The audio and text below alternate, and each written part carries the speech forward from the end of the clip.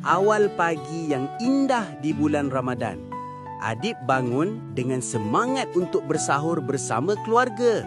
Wajah mereka ceria, penuh kasih sayang dan keberkatan. Selepas solat subuh, Adib membaca Al-Quran. Setiap ayat dibaca dengan penuh khusyuk, menenangkan hati dan mendekatkan diri kepada Allah. Adib tidak lupa untuk solat berjemaah bersama ayah dan abangnya. Mereka berdiri sebaris, menghadap kiblat, memuji kebesaran Allah. Di sekolah, Adib menahan lapar dan dahaga. Walaupun letih, dia tetap sabar dan kuat. Dia tahu, puasa mengajar erti kesabaran. Apabila azan maghrib berkumandang, Adib tersenyum gembira.